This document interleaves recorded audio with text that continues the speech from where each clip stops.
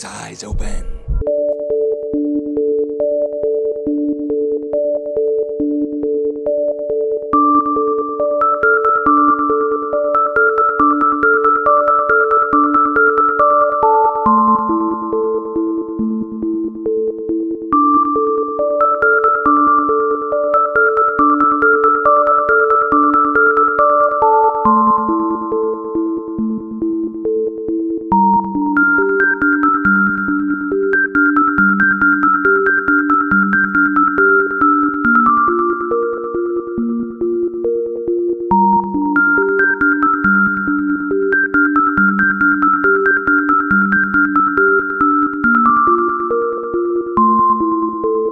Today, ladies and gentlemen, I shall present to you my theory on modern-day psyops against the left and the common populace in general, and that is the woke movement, and especially the sexualization of kids by trying to teach them about gender spectrum, transgenderism, and etc. We have all these propaganda pushed by the corporation like Desmond is amazing, gay characters in Disney movies, and etc., or the government waving the rainbow flag everywhere, from their embassies to their military and etc., and won't shut up how much they love gay people.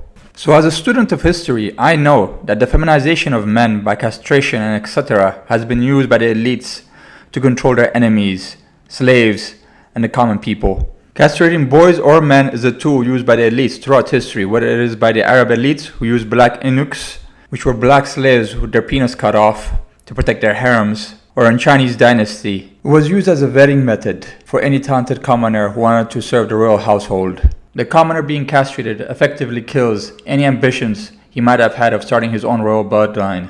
The most famous being the eunuch Zheng He, and we also have the queen regent Zhao Shuo of the Mongol dynasty of the Hittans, who was so ruthless and evil that she makes Cersei a fictional character pale in comparison. She and her army used to go around capturing Han Chinese boys and emasculating them en masse. In Western society, slaves used to be castrated for rebelling, and so too undesirables, like criminals, homosexuals, and etc. A famous case being Alan Turing, the father of the modern-day computer, who was chemically castrated as punishment.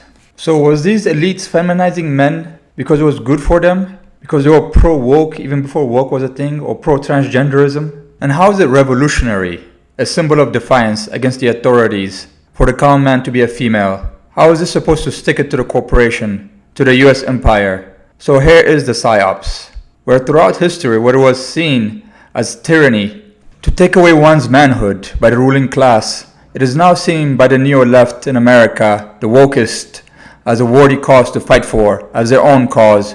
We see this with Vosh, the serfs, Hassan Abi, and etc. and etc. Not only are they deluded to do the elite's work for them, they are also tarnishing the ideology of communism, socialism, anarchism, and other leftist ideologies by tying it with this, and pushing away the working man, the common man, by pushing this LGBTQI+, whatever agenda, especially on kids.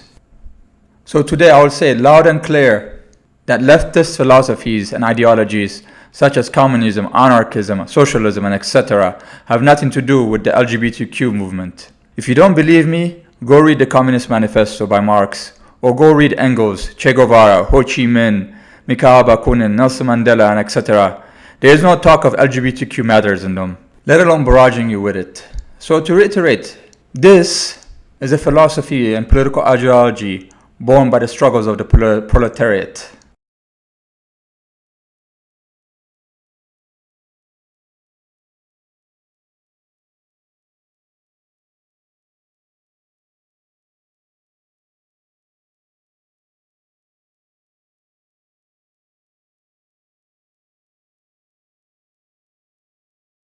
And this is a lifestyle born out of excess and debauchery of the American empire.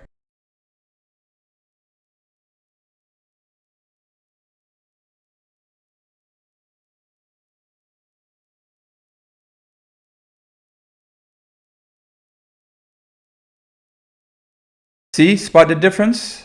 One is in military uniform and the other is in high heels and lipsticks. And I ask you, if there is a battle between the common man and the elites, or against fascists, I'm supposed to believe that the ladyboys are supposed to stand shoulder to shoulder with me in combat boots and repel the enemy, or are they going to run away or stay at home for fear of breaking their nails? Which is my point. What would teaching young black kids in the inner cities of America about transgenderism or non-binary genders do to improve their lives? Would that alleviate their poverty, their relationship with the police, and the other social malaise they are facing? If there was a big gay orgy in the capital of the Congo, would that alleviate any of this resource curse and decades of conflict? If there was a gay pride parade in Tehran, would that mean that the EU, Israel, and America would approve of them having a nuclear bomb? No, of course not. So that is my point. All this pushing of this LGBTQ narrative by the corporations, the EU, the United States government would do nothing to help with the common man or solve political problems around the world. All it does is distract us and tarnish the leftist ideologies. These people that are pushing for these woke agendas like critical race theory, LGBTQ for kids, are in the same vein of what Charlie Manson did to the hippie image and to the hippie movement, which is destroy it. And the same vein of Operation Peter Pan, a black propaganda that make people afraid so much of communism that they ship their kids right into America's hand. So that is why I'm pleading with the Western leftists. Let it go.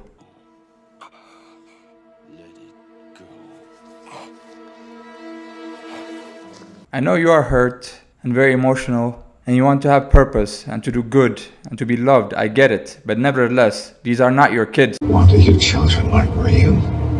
You created them using magic. That's what every mother does. And just like Wanda, you cannot betray your friends, destroy the entire leftist political movement just to soothe your feelings. You have to realize that politics is a thinking man's game. And that we cannot lose the war just to win your stupid battles. Or that we cannot sacrifice our queen or our king just to protect the pawn either. As Tim Pack Coogan wrote, the laws of the bedroom may have changed, but no such overhaul occurred for those of the marketplace.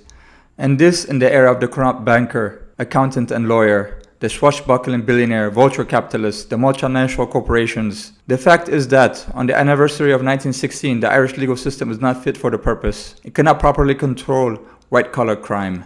So whatever name they might call you, class reductionists, tankies, whatever, I don't give a fuck.